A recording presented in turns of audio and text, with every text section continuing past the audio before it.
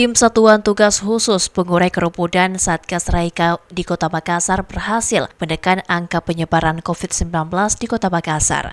Satgas Raika yang merupakan bagian dari program pemerintah Kota Makassar, yakni Makassar Recover, rutin melakukan patroli di tempat-tempat umum seperti warkop, kafe, dan rumah makan, serta tempat keramaian lainnya.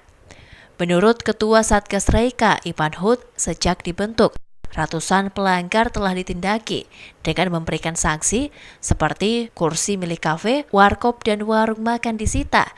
Bahkan ada juga yang dicabut izin usahanya. Hal tersebut dilakukan lantaran banyak pemilik usaha yang membandel dengan tetap buka meski telah diberikan waktu yang telah ditentukan. Sekarang fakta pada hari ini itu kan hanya tinggal 3 yang terpapar COVID. Saya tidak mengatakan bahwa Satgas Raika itu sukses, tapi paling tidak sudah menjadi kesepakatan umum internasional dan nasional bahwa protokol 5M itu menjadi syarat.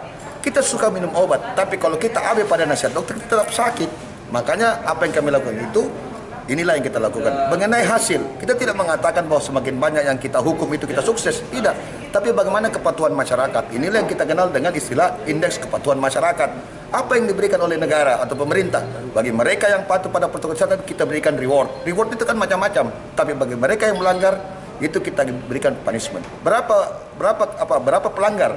Kita kan sudah turun, 1.000 orang kita tegur. Di antara 1.000 orang, 800 yang patuh, 300 tidak patuh. 300 yang tidak patuh kita sita kursinya. Kita sita itu kurang lebih 1.500. Berarti ada sanksi abang diberikan? Ya, sanksinya kita menyita kursinya, bahkan kita mau tutup. Kasat Pol PP Makassar ini menambahkan pihaknya rutin melakukan razia untuk menekan angka penyebaran virus COVID-19 di kota ini. Ilham Cepi, Fajar TV Fajar Radio melaporkan.